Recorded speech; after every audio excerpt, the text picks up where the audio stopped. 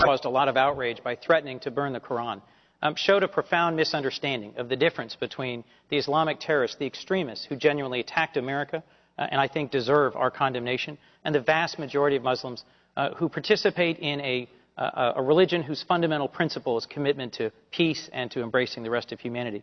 If that Florida pastor wanted to make the right point, he should have threatened to burn the readings and the teachings of Osama bin Laden or of other folks who are part of the Islamist extremist groups. It is an important challenge, a key role for the United States Supreme Court to continue to draw the line in the First Amendment between those who would do the equivalent of calling fire in a crowded theater, who would be inciting to attack and riot, such as Osama bin Laden has in some extremist and hateful writings, and those who have scripture, religious traditions that are deserving and worthy of broad support. Those are difficult lines to police, and that's a central role that the Supreme Court plays in our democracy. Well, I would agree. The Supreme Court has said that there are restrictions on our First Amendment rights. Again, you can't, as you said, go into a crowded theater and yell fire. You can't stand up on a plane and yell hijack. You can't slander and libel someone.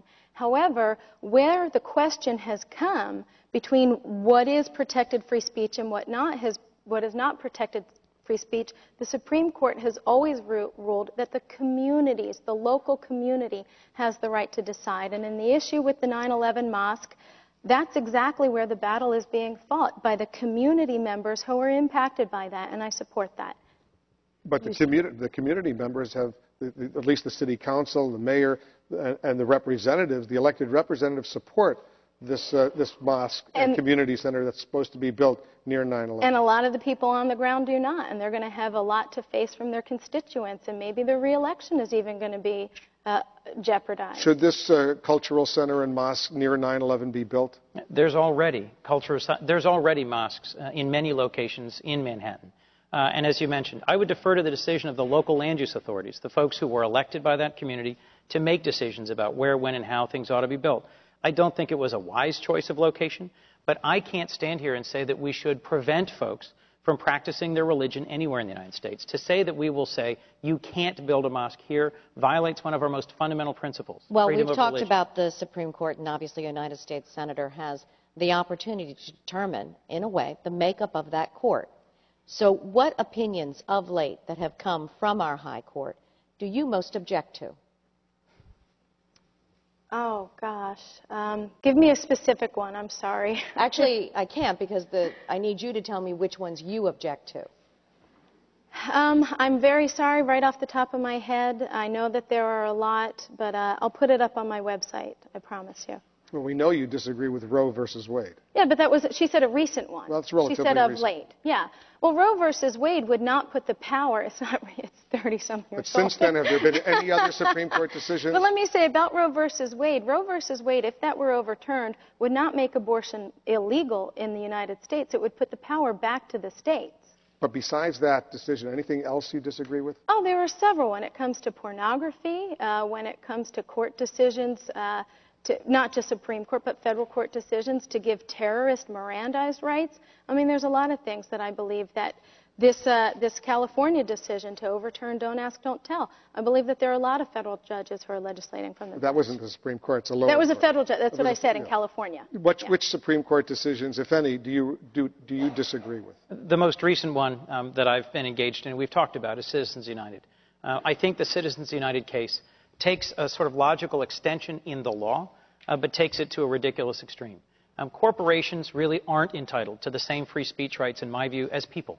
And in Delaware, America's corporate capital, you would think we would be fighting for the rights of corporations. But in terms of political contributions, the free speech rights of corporations, I don't think deserve the same protections as the free speech rights of real, living, breathing, voting humans. And so I would disagree with that decision, and I would act to try and find ways to limit it, narrow it, or even overturn it. Anything else? That's the most important one. Let's take another question from a student on energy right now. My question is, where do you think funding should be placed in order to move towards the United States decreasing its carbon footprint? Mr. Coons. Well, the most effective investment in reducing emissions of CO2 and other things that cause greenhouse gas warming is energy efficiency and conservation. There was a significant investment in the stimulus bill in getting municipalities, local governments, the private sector to invest in efficiency and conservation.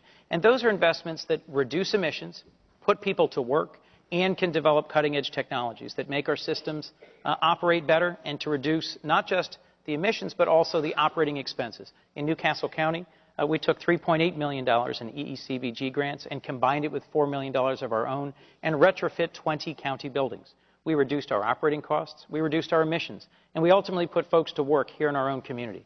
As you look at those kinds of investments around the country, they're the most important. They have the most impact of anything you can do that will actually reduce greenhouse gas emissions. There's many more things we need to do to improve the efficiency of operation of coal-fired power plants. Excuse me. Well, I think the best way to address that is most relevant to this U.S. Senate race is to talk about the issue of cap and trade, because the winner of this U.S. Senate race can be immediately sworn in and serve in Harry Reid's lame duck session and vote on cap and trade. Well, I do believe that we have to be good stewards of this earth. We don't need to do it at the expense of our citizens, and cap and trade will do that. Whether it's farmers, senior citizens, or realtors who are concerned about its green component, nobody. This bill is a national energy tax that will ration energy use and increase our utility bills. Senior citizens are concerned about the cost of their utility bills going up. Farmers are concerned about the green compliance standards and the raised utility bills shutting down their operations. And realtors are concerned about the green compliance standards hurting an already hurting housing market. But I would have to ask my opponent, speaking of cap and trade, your family business stand to financially benefit from some environmental legislation under Bush. The minute's up, so let's toss this to him very quickly. Would your business... A fascinating question that really makes no sense yet. So if you'd like to let her ask the whole question, I'd be interested in what she's talking about.